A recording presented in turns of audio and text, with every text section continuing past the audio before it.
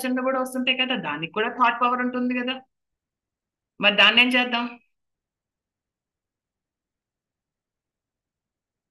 ఇప్పుడు మీరు ఒక థాట్ వదిలారు, మీరు వచ్చారు జూమ్ సెషన్ కి, బాగుంది. మరి వేరే థాట్ సంగతి ఏంటి?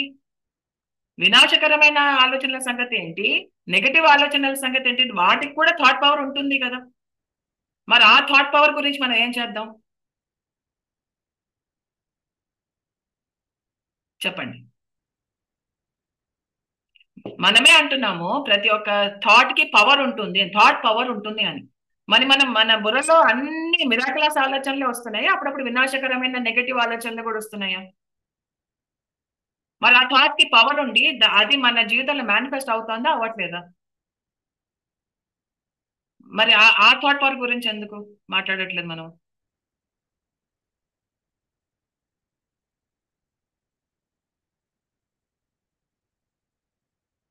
ఎనర్జీ ఫాలోస్ థాట్, అంటే థాట్ ఎక్కడైతే వెళ్తుందో అక్కడంతా ఎనర్జీ వెళ్తుంది. ఎనర్జీకి తెలియదు ఎక్కడికి వెళ్ళాలి ఎక్కడికి వెళ్ళదు తెలీదు.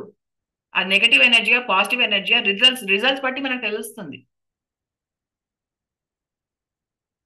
సో మనకి థాట్ లో అంత పవర్ ఉన్నప్పుడు, ఒకటి ఒకటి అనుకుంటే నేను జరిగిపోతుంది అన్నప్పుడు మనం ఇంకా ఎంత బాధ్యతగా ఆలోచించాలి, ఇంకా ఎంత బాధ్యతగా ఆలోచించాలి.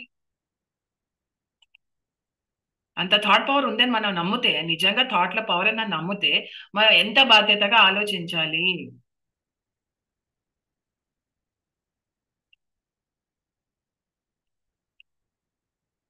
సో ఫుల్ మూన్ డే రోజు ముందర రోజు 2 రోజులు ఏంటంటే ప్రిపరేషన్ చేయాలి.